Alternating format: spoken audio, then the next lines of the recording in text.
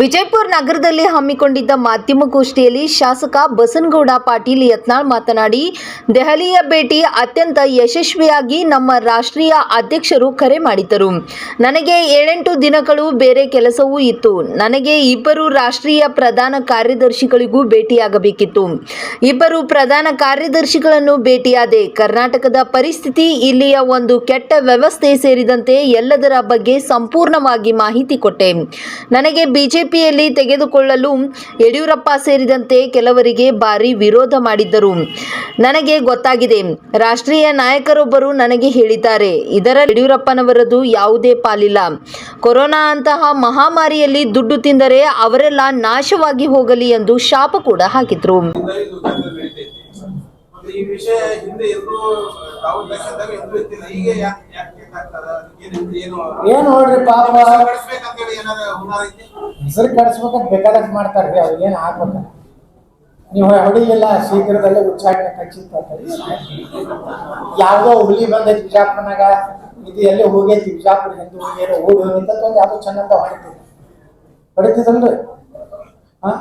ನಾ ಏನೋ ಹಿಂದೂ ಹುಲಿಯತ್ತು ಅನ್ಕೊಂಡಿಲ್ಲ, ನಾ ಏನೋ ಸ್ವಾಮಿಗೋಸ ಮಣ್ಣಿನ ಮಗ ಅನ್ಕೊಂಡಿಲ್ಲ. ಅದು ಹುಲಿ ಬರ್ತದೆ ವಿಜಯಪುರಕ್ಕೆ, ಹಿಂದೂ ಇಲ್ಲಿ ನಾಪತ್ತೆ ಆಗಿದೆ. ಇದರಲ್ಲಿ ಇಂಥ ಬಡ್ಕೋತ್ ಕೂತ್ರೆ ನಾವೇನ್ ಮಾಡಕ. ದಿಲ್ಲಿ ಭೇಟಿ ಅತ್ಯಂತ ಯಶಸ್ವಿಯಾಗಿ ನಮ್ಮ ರಾಷ್ಟ್ರೀಯ ಅಧ್ಯಕ್ಷರು ಕರೆ ಮಾಡಿದ್ರು. ನಾನು 7-8 ದಿವಸ ನನ್ನ ಬೇರೆ ಕೆಲಸನೂ ಇತ್ತು ಮತ್ತು ರಾಷ್ಟ್ರೀಯ ಅಧ್ಯಕ್ಷರ ಫೋನ್ ಬಂತು. ನನಗೆ ಇಬ್ಬರು ಪ್ರಧಾನ ಕಾರ್ಯದರ್ಶಿಗಳು, ರಾಷ್ಟ್ರೀಯ ಪ್ರಧಾನ ಕಾರ್ಯದರ್ಶಿ ಭೇಟಿ ಮಾಡಲಿಕ್ಕೆ ಹೇಳಿದರು. ಒಂದು ಅರುಣ್ ಸಿಂಗು, ಎರಡನೇದು ರಾಧಾ ಮೋಹನ್ ಅಗರ್ವಾಲ್ ಅಂತೇಳಿ ಇಬ್ಬರು ರಾಷ್ಟ್ರೀಯ ಪ್ರಧಾನ ಕಾರ್ಯದರ್ಶಿಗಳನ್ನು ಭೇಟಿ ಮಾಡಕ್ಕೆ ಹೇಳಿದರು. ಇಬ್ಬರು ನಾನು ಭೇಟಿ ಆಗಿದೆ. ಕರ್ನಾಟಕದ ಒಟ್ಟು ಪರಿಸ್ಥಿತಿ, ಇಲ್ಲಿಯ ಅಡ್ಜಸ್ಟ್ಮೆಂಟ್ ರಾಜಕಾರಣ, ಇಲ್ಲಿಯೇ ಒಂದು ಕೆಟ್ಟ ವ್ಯವಸ್ಥೆ ಎಲ್ಲದರ ಬಗ್ಗೆ ಸಂಪೂರ್ಣವಾಗಿ ಅದ್ಭುತ ಮಾಹಿತಿ ಕೊಟ್ಟೆ. ಅಲ್ಲಿಂದ ಮೊನ್ನೆ ಮಧ್ಯಾಹ್ನ 1:20 ನಮ್ಮ ದೇಶದ ಗೃಹ ಮಂತ್ರಿ ಶ್ರೀ ಅಮಿತ್ ಶಾ ಅವರು ನಮ್ಮ ರಾಷ್ಟ್ರೀಯ ಅಧ್ಯಕ್ಷರಂತ ನಡ್ಡಾ ಇಬ್ಬರು ಶ್ರೀ ಅಮಿತ್ ಶಾ ಮನೆಯಲ್ಲಿ ಸುಮಾರು 25 ನಿಮಿಷ ಚರ್ಚೆ ಮಾಡಿ ಎಲ್ಲ ರೀತಿಯ ಮಾಹಿತಿಯನ್ನು ನನ್ನ ಕಡೆ ತಗೊಂಡಿದ್ದಾರೆ. ಅವರಿಗೆ ಎಲ್ಲ ರೀತಿಯ ಮಾಹಿತಿಯನ್ನು ಕರ್ನಾಟಕದಲ್ಲಿ ಪರಿಸ್ಥಿತಿಯಲ್ಲಿ ಕೊಟ್ಟಿದ್ದೇನೆ. ಯಾವುದೇ ರೀತಿಯಿಂದ ನೀವು ನಾಳೆ ಸುಮ್ಮನೆ ತೀವ್ರ ತರಾಟೆಗೆ ತಗೊಂಡ್ರು, ಎಚ್ಚರ ಎಂದರು, ಗಂಭೀರ ಎಚ್ಚರಿಕೆ ಕೊಟ್ಟರು, ಉಗ್ರವಾಗಿ ಇದೇ ರೀತಿ ನಡೆಯೋದಿಲ್ಲ ಅಂದರು. ಸುಮ್ಮನೆ ಯೂಟ್ಯೂಬದಾಗ ಹೊಡ್ಕೊಂಡು ಕೊಟ್ಟಿರಬಾರ್ದು, ಏನೂ ಆಗಿಲ್ಲ. ಅತ್ಯಂತ ಗೌರವಯುತವಾಗಿ ನಂದೆಲ್ಲ ಮಾತು ಕೇಳಿದ್ದಾರೆ. ನಾನು ಏನು ಹೇಳಬೇಕು ಅವ್ರಿಗೆ ಹೇಳಿದ್ದೇನೆ. ಅವರು ಎಲ್ಲ ರೀತಿ ಕನ್ವಿನ್ಸ್ ಆಗಿದ್ದಾರೆ. ಭಾಳ ಅವ್ರು ಹೇಳಿದ್ರು, ಆಯಿತು ಈಗೇನಾಗಿದ್ದೆ ಆಗಿದೆ, ನಿಮ್ಮ ಬಗ್ಗೆ ಗೌರವ ಇದೆ. ಇನ್ನೊಂದು ಭಾಳ ಸ್ಪಷ್ಟೀಕರಣ ಕೊಟ್ಬಿಡ್ತೀನಿ. ಯಾಕಂದರೆ ಕೆಲವೊಂದು ಈ ವಿಜಯೇಂದ್ರನ ಜಾಲತಾಣಗಳಲ್ಲಿ ಒಂದು ಯಾವಾಗಲೂ ಆಗ್ತಿರ್ತಾರೆ. ಏನಪ್ಪ ಅಂದ್ರೆ, ಯಡಿಯೂರಪ್ಪನವರೇ ಯತ್ನಾಳ್ ಅವ್ರನ್ನ BJP ಕರ್ಕೊಂಬಂದು ಟಿಕೆಟ್ ಕೊಟ್ಟರು, ಅವ್ರ ಉಪಕಾರ ನೆನಪಾರ ಹಾಕ್ತಾರೆ. ನಾ ಮೊನ್ನೆ ದಿಲ್ಲಿ ಭೇಟಿಗೆ ಹೋದಾಗ ಭಾಳ ಸ್ಪಷ್ಟವಾಗಿ ಕೇಂದ್ರ ನಾಯಕರೊಬ್ಬರು ಹೇಳಿದ್ರು, ಯಡಿಯೂರಪ್ಪನವರು ಸದಾನಂದ ಗೌಡ ಹೇಳಿದರು, ನಾ ಯತ್ನಾಳ್ ತಗೋಬೇಡ ಅಂದಿದ್ದೆ, ತೊಗೊಂಡ್ರೆ ಯಡಿಯೂರಪ್ಪನವ್ರು ನಾನು ತೊಗೊಂಡಿದ್ದಲ್ಲ. ಕರ್ನಾಟಕದ ಯಾವ BJP ನಾಯಕರು ನಾನು BJP ವಾಪಸ್ ತೊಗೊಂಡಿದ್ದಲ್ಲ. ಅಂದಿನ ರಾಷ್ಟ್ರೀಯ ಅಧ್ಯಕ್ಷರಂತ ಶ್ರೀ ಅಮಿತ್ ಶಾ ನಾನು MLC ಇದ್ದಾಗ ದಿಲ್ಲಿಗೆ ನಾನು ಕರೆಸಿ BJP ಕಾರ್ಯಾಲಯದಲ್ಲಿ ನನ್ನ ಜೊತೆ ಮಾತಾಡಿ BJPಗೆ ಸೇರ್ಬೇಕಂತೇಳಿ ನಾನು MLCಗೆ ರಾಜೀನಾಮೆ ಕೊಟ್ಟು BJP ಸೇರಿದೆ. ವಿಜಯಪುರ ನಗರ ಟಿಕೆಟ್ ಕೊಟ್ಟು ಇದರಲ್ಲಿ ಯಡಿಯೂರಪ್ಪನವರು ಮತ್ತು ಕೆಲವೊಂದು ಮಂದಿ ನನ್ನ ತಗೋದಕ್ಕೆ ಭಾರಿ ವಿರೋಧ ಮಾಡಿದ್ದಾರೆ ಅನ್ನೋಂಥದ್ದು ಭಾಳ ಸ್ಪಷ್ಟವಾಗಿ ನನಗೆ ಗೊತ್ತಾಗಿದೆ. ಅಂದರೆ ಇದರ ಅರ್ಥ ಯಡಿಯೂರಪ್ಪನವರು ನನ್ನ BJP ತಗೋದ್ರೊಳಗೆ ಯಾವುದೋ ಪಾತ್ರ ಇಲ್ಲ, ಅವರು ವಿರೋಧ ಮಾಡಿದ್ದಾರೆ, ಸ್ಪಷ್ಟವಾಗಿ ವಿರೋಧ ಮಾಡಿದ್ದಾರೆ ಅನ್ನೋಂಥದ್ದು ರಾಷ್ಟ್ರೀಯ ನಾಯಕರು ಒಬ್ಬರು ನನಗೆ ಹೇಳಿದ್ದಾರೆ. ಇದರ ಅರ್ಥ ನಿಮ್ಗೆ ಹೇಳ್ತಾ ಇದ್ದೀನಿ. ಇದು ಉಪಕಾರ ಅದೇನೂ ಇಲ್ಲ. ಸದಾನಂದ ಗೌಡರಿಗೆ ಒಂದು ಕಿವಿ ಮಾತು ಹೇಳ್ತೀನಿ, ನಿಮ್ಮಿಂದ ಯಡಿಯೂರಪ್ಪನವರಿಂದ ನಾವು BJP ಬಂದಿಲ್ಲ. ನಾವು ಏನಾದರೂ ಬಂದಿದ್ರೆ ಅವೊಂದಿನ ರಾಷ್ಟ್ರೀಯ ಅಧ್ಯಕ್ಷರು, ಇಂದಿನ ಗೃಹ ಮಂತ್ರಿ ಆದ ಶ್ರೀ ಅಮಿತ್ ಶಾ ಸ್ವತಃ ಜವಾಬ್ದಾರಿ ತಗೊಂಡು ಯತ್ನಾಳ್ ಬಿಜೆಪಿ ತಗೊಂಡು ಟಿಕೆಟ್ ಕೊಟ್ಟಾರೆ. ಅದಕ್ಕೆ ನನ್ನ ಎಲ್ಲ ಮಾತು ಕೇಳಿದ್ದಾರೆ. ಇಬ್ಬರು ರಾಷ್ಟ್ರೀಯ ನಾಯಕರು, ರಾಷ್ಟ್ರೀಯ ಅಧ್ಯಕ್ಷರು ಮತ್ತು ಗೃಹ ಮಂತ್ರಿ ಶ್ರೀ ಅಮಿತ್ ಶಾ ಅವರು ಒಂದು ಮಾತು ಹೇಳಿದ್ದಾರೆ. ನಾನು ಎಲ್ಲ ರೀತಿಯಿಂದ ಸಂತೃಪ್ತಿ ಇದ್ದೀನಿ. ಅವರೆಲ್ಲ ನನ್ನ ಮಾತು ಕೇಳಿದ್ದಾರೆ. ನನಗೇನು ಹೇಳಬೇಕಾಗಿ ಎಲ್ಲ ಹೇಳಿದ್ದಾರೆ. ಭವಿಷ್ಯದಲ್ಲಿ ಏನೇನು ಆಗ್ತೈತೆ ಅನ್ನೋಂಥದ್ದು. ಲೋಕಸಭೆಗೆ ಇವತ್ತು ದೇಶದಲ್ಲಿ ನರೇಂದ್ರ ಮೋದಿಯವರ ಸರ್ಕಾರ ಬರಬೇಕು. तीसरे बार मोदी का ಸರ್ಕಾರ ನಮ್ಮದಿದೆ. ಇಲ್ಲಕಂದ್ರೆ ನಮ್ಮ ದೇಶ ಉಳಿದಿಲ್ಲ ಮೋದಿಯವರು ಬರಲಿಲ್ಲ ಅಂದ್ರೆ ಹಿಂದೂಗಳ ದೇಶದಲ್ಲಿ ಜೀವನ ಮಾಡಲಿಕ್ಕಾಗುತ್ತೆ. ಯಾಕಂದ್ರೆ ಹಿಂದೂಗಳ ಪರಿಸ್ಥಿತಿ ನೋಡ್ತಿದ್ರೆ ಕಾಂಗ್ರೆಸ್ ಅಂತೂ ಪಾಕಿಸ್ತಾನಕ್ಕಿಂತ ಜೋರ್ ಪಾರ್ಟಿ ಆಗ್ತಿತ್ತು.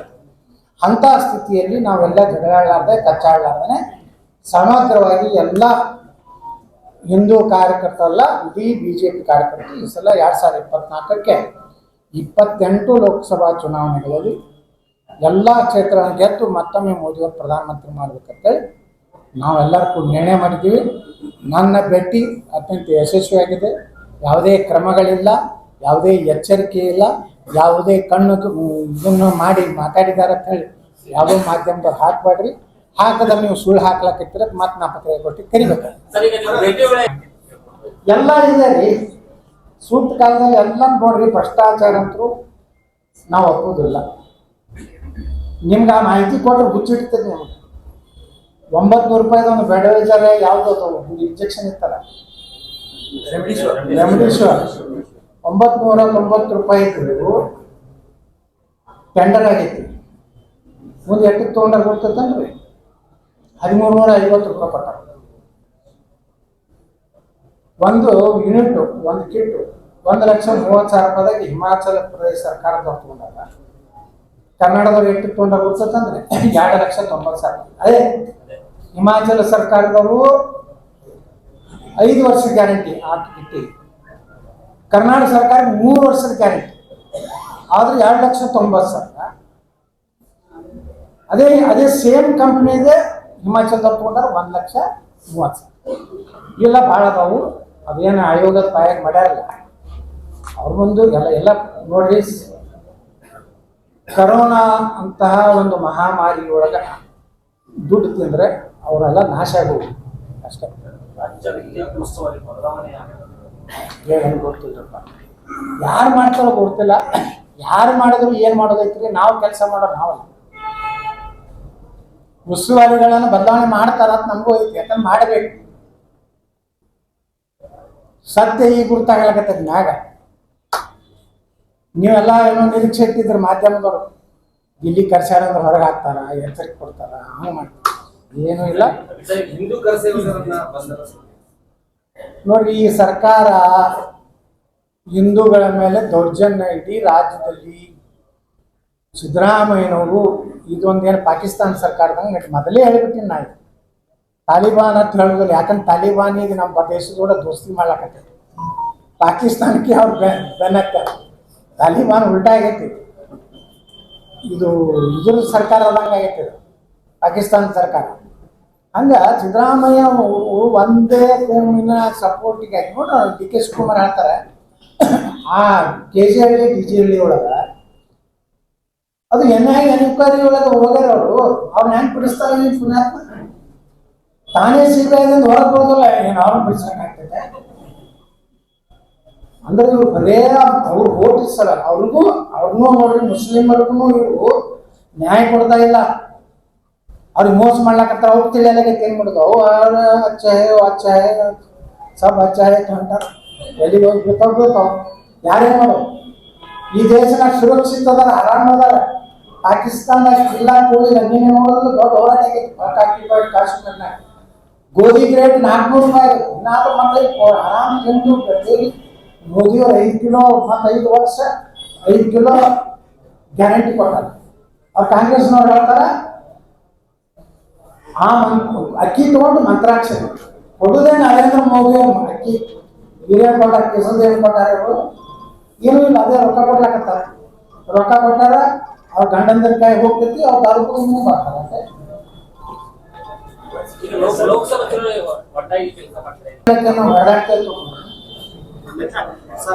ನಮ್ಮ ದೇಶದ ಸಲ ಮಾಡಾಕತ್ತೀವಿ. ಯಾರು ವಿಜೇಂದ್ರ ಸಲುವಾಗಿ ಎಲ್ಲೋ ಸಲುವಾಗಿ ಮಾಡ್ಲಕತ್ತೆಲ್ಲ ನಮ್ಮ ಸಲುವಾಗಿ ನನ್ನ ಮನೆಯ ಸಲುವಾಗಿ ನಾವು ಮಾಡ್ಲಕತ್ತೀವಿ.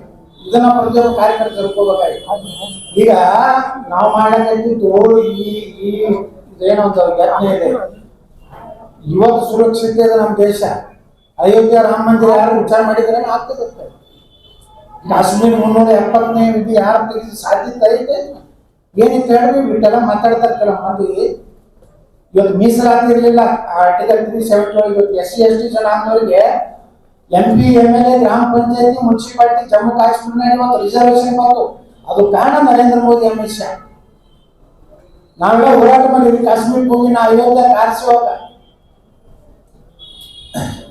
ಈಗ ಬೋರ್ಡ್ಗಳು ಹಚ್ಕೊಂಡೆ ನಾನು ಕಾರ್ಯಸೇವಕ ನಾವು ಒರಿಜಿನಲ್ ಅದ್ರ ಕೆಡುವುದು ನಾವು ಮುಂದೆ ನಿಂತು ನೋಡೋದಾಗಿ ನಮ್ಮನ್ನೆಲ್ಲ ಹೊಡೆದ ಲಕ್ನೋಗೆ ರೈಲ್ವೆದಾಗ ಹಾಕಿ ಕಳಿಸು. ನಾನು ಡಿಸೆಂಬರ್ 6ಕ್ಕೆ ಅಲ್ಲೇ ಇದ್ದೆ. ಇಲ್ಲಿ ಬಿಜಾಪುರಕ್ಕೆ 2 ದಿವಸ ಬಿಟ್ಟು ಬಂದ್ರೆ ಈ police station Gandhi Chowk police station ವೈಕೋಮಿಸಿದ್ರು. ಅವತ್ತೇ ಹೊಸ DC ಬಂದಿದ್ರು ಮದನ್ ಗೋಪಾಲ್. ಅವತ್ತೇ ಬಂದು ಜಾಯ್ನ್ ಆಗಿ ಅವ್ರು ಏನಾದ್ರು ಗೊತ್ತಿದ್ರೆ ಮದನ್ ಗೋಪಾಲ್ ಅವ್ರ ಪಾಪ ನಾನು ನೆನೆಸ್ತೀನಿ.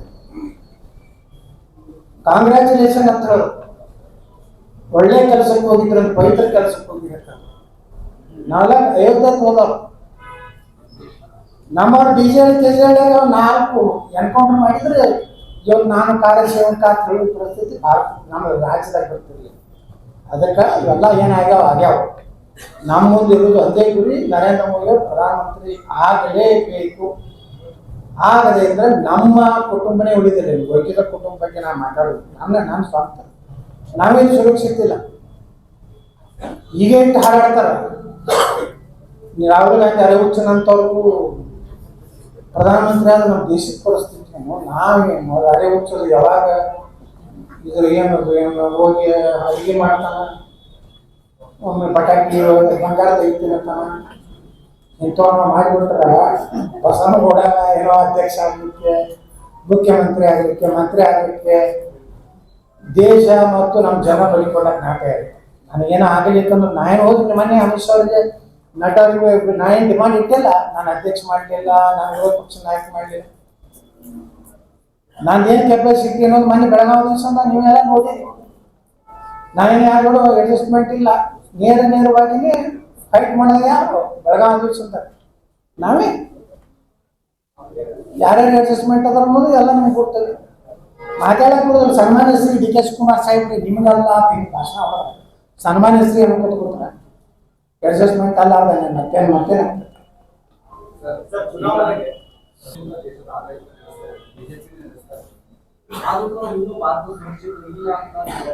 ಯಾರು ಹೇಳ್ತಾರೆ? ಅರೆ ಅವ್ರು 9 ವರ್ಷ ಆಯ್ತತ್ತ ಸುರಕ್ಷಿತ ಐತ್ರಿ. ಇನ್ನು ಇಂಥ ಕೆಟ್ಟ ಕಿಡಿಗೇಡಿಗಳು ದೇಶದ ಹೊರಗಿರುವಂತಹ ದೇಶದ್ರೋಹಿಗಳಿಗಿಂತ ಈ ದೇಶದ ಅನ್ನ ತಿನ್ನೋ ದೇಶದ್ರೋಹಿಗಳು ಅದಾರೇನ. 1 ದಿವಸನಾಗ 10 ವರ್ಷನಾಗ ಇವ್ರದ್ದು ಖತಮ್ ಆಗುದಿಲ್ರಿ. ನಿರಂತರವಾಗಿ ಎಂತವ್ರು ನರೇಂದ್ರ ಮೋದಿ ಅಂತವ್ರು, ಯೋಗಿ ಆದಿತ್ಯನಾಥ್ ಅಂತವ್ರು ಬಂದ್ರೆ ನಾವು ಸುರಕ್ಷಿತ ಇರ್ಲಕ್ಕೆ ಸಾಧ್ಯ ಇದೆ. ಇಲ್ಲ ನಾವು ನೀವು ಎಲ್ಲರೂ ಏನು ಜಾತ್ಯತೀತ ಹೇಳಿ ನೋಡೋಣ. ಒಂದು ಸೈಡ್ ನೀವು ಜಾತ್ಯತೀತ ಅಂದ್ರೆ ಏನದು? ಹಿಂದೂಗಳ ಮೇಲೆ ದೌರ್ಜನ್ಯ ಬೇಕಾದ್ರೆ ಮಾಡಿದ್ರು ನಡೀತೈತಿ. ಅವ್ರಿಗೇನು ಆಗಬಾರ್ದು. 10,000 ಕೋಟಿ ರೂಪಾಯಿ ಕೊಡ್ತೀನಿ ಅಂತ ಯಾರಕ್ಕೊಂದು ಪ್ರಧಾನಮಂತ್ರಿ ಮನಮೋಹನ್ ಸಿಂಗ್ ಹೇಳ್ತಾರೆ, ಮೊದಲ ಹಕ್ಕು ಮುಸ್ಲಿಮರದತ್ತು ಈ ದೇಶದ ಮೇಲೆ. ಅವರು ಮೊದಲ ಪಾಲುದಾರ. ಮತ್ತು ಗಾಂಧಿ ಮತ್ತು ನೆಹರು ಕೂಡ ಪಾಕಿಸ್ತಾನ ಅದಕ್ಕೆ ಕಿಸಲ ಕೊಟ್ಟಾರೆ. ನಾವು ಏನು ಯಾವ ಆಧಾರ ಮೇಲೆ ಕೊಟ್ಟರು ಪಾಕಿಸ್ತಾನ? ನೀವು ಇಲ್ಲಿ ಇರುವುದು ಸುಮ್ಮ ನಮ್ಮ ಹಿಂದೂಗಳ ದಯಾಮಯದಿಂದ ಅಟ್ಟೆ. ನಮ್ಮ ಹಿಂದೂ ಸಮಾಜ ದೊಡ್ಡ ಮನಸ್ಸೈತಿ. ವಸುದೇವ ಕುಟುಂಬಕಂ ಅಂತ ಒಂದು ಸಂಸ್ಕೃತಿ ಇರುವಂಥ ಭಾರತ. ಇಲ್ಲಿ ಇರ್ಬೇಕಾದ್ರೆ ಹೀಗೆ ಇರ್ಬೇಕು. ಬಿಟ್ಟು ನೀವು ಎಲ್ಲರೇ ದಿನ ನೋಡ್ರಿ. ನೀನು ಅವ್ರು KG ಹೇಳಿದ್ರು DK शिवकुमार मणि को हमारा छोकरा कुछ भी नहीं किया, घर में छूट बैठा था, देखने के लिए गया, कोतंबरी लेके आने के लिए गया था, पकड़ गया, अंदर डाल के ಪೊಲೀಸ್ ಸ್ಟೇಷನ್ ಬೆಂಕಿ ಹಚ್ಚಾರಿ. ಏನಾಗ್ತದೆ? ಪೊಲೀಸರು ಸ್ಟೇಷನ್ ಬೆಂಕಿ, ಪೊಲೀಸ್ ಜೀಪ್ ಸುಟ್ಟಾರ.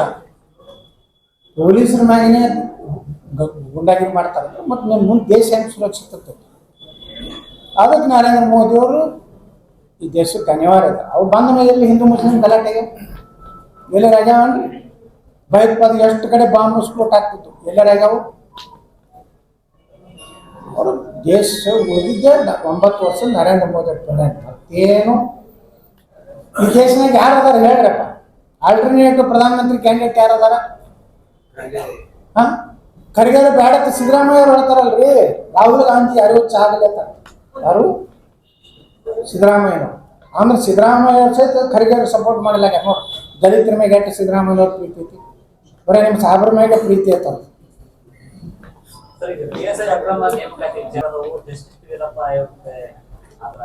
ನೋಡ್ರಿ ಅವೆಲ್ಲ ಕಮಿಷನ್ದವ್ರಿಗೆ ಏನು ಕೊಟ್ಟಾರ, ನನಗೇನು ನೋಟಿಸ್ ಬಂದಿಲ್ಲ. ನಾ ಏನಂತ ಬಂದ ಮ್ಯಾಗ ಹೇಳ್ತೀನಿ, ದಾಖಲೆಗಳು ಎದಕ್ಕೆ ಬೇಕ್ರಿ? ಸಿದ್ದರಾಮಯ್ಯ ಪುಂಖವಾಗಿ ವಿಧಾನಸಭೆದಾಗ ಮಾತಾಡ್ಯಾರ, ಪ್ರಿಯಾಂಕಾ ಖರ್ಗೆ ಮಾತಾಡ್ಯಾರ. ದಾಖಲೆ ಎಲ್ಲ ಸಿಬಿಐ ಕೊಡ್ರಿ, ನಿಮ್ಮ ತಾಕತ್ತಿದ್ರೆ ಇವತ್ತ ನಾ 2 ಅಲಿಗೇಷನ್ ಮಾಡಿಲ್ಲ, ನೀವು ಯಾಕೆ ಇದನ್ನ ಆಯೋಗ ಮಾಡಿರಪ್ಪ? ಸಿಬಿಐ ಕೊಡ್ರಿ ನೇರವಾಗಿ. ಸಿಬಿಐದಂದು 2 ಅನುಕಾರ ಮಾಡಿರಿ. ಏನೋ ಕರೋನಾದಾಗ ಏನಾಗಿತ್ತು ಅನ್ನೋದು ಪೊಲೀಸ್, ನೀವೊಬ್ಬ ADGP ಅವ್ರನ್ನೂ ಒಬ್ಬನ ಒಂದು ತಿಂಗಳು ಇಟ್ಕೊಂಡು ರಾತ್ರಿ ಅವ್ರಿಗೆ ದಾರು ಎಲ್ಲ ತಿನ್ನಿಸಿ ಕುಡಿಸಿ ಜಾಮೀನು ಕೊಡಿಸಿ ಕೊಟ್ಟು ಕಳ್ಸ್ರ. ಅಂದರೆ ಇದು ಕೇವಲ ಒಂದು ಇದ್ರ ಗುಂಪಿನದಲ್ಲ, ಎಲ್ಲ ಗುಂಪಿನ ಅವರು ಇದ್ರೊಳಗದ ಎಲ್ಲ ಅಡ್ಜಸ್ಟ್ಮೆಂಟ್. ಮಾಜಿ ಸಚಿವರು ಸುಮಣ್ಣವ್ರು ಅವರು ಭೇಟಿ ಆಗ್ತಾರೆ, ಅವ್ರಿಗೂ ಅಮಿತ್ ಶಾ ಅವ್ರು ಮಾತಾಡ್ಲಕತ್ತಾರ. ನೋಡ್ರಿ ಎಲ್ಲ ಯಾರ್ದು ಪಾರ್ಟಿ ಬಿಟ್ಟು ಹೋಗುವಂಥ ವಿಚಾರ ಇಲ್ಲ. ಯಾಕೆ ಬಿಟ್ಟು ಹೋಗೋದಿಲ್ಲ ಅಂದ್ರೆ ದೇಶದ ಸಲುವಾಗಿ ಇವತ್ತು ನಾವೆಲ್ಲ ಕೂಡಿ ಮಾಡಿ. ಕಾಂಗ್ರೆಸ್ನವರು ಎಷ್ಟೋ ಸಲ ನಮ್ಗೆ ಹೇಳ್ತಾರೆ, ಇಲ್ಲ ಸರ್ ನೀವು ಮೋದಿಯವ್ರು ಬರಲಿಲ್ಲ ಅಂತ ದೇಶ ಉಳಿದಿಲ್ಲ. ಯಾರು ಕಾಂಗ್ರೆಸ್ನವ್ರು ಆಫ್ ದಿ ರೆಕಾರ್ಡ್ ಹೇಳ್ತಾರೆ, ರೆಕಾರ್ಡ್ ಮ್ಯಾಗ ಹೇಳಕ್ಕಂತ ಅವ್ರು ಹೊರಗೆ ಹಾಕ್ತಾರತ್ತೆ. ನನ್ನಂಗೆ ಮಂಡಿಗೆರೆ ಕೇಳಿರ್ತಾವೆ ಕರ್ನಾಟಕದಾಗ.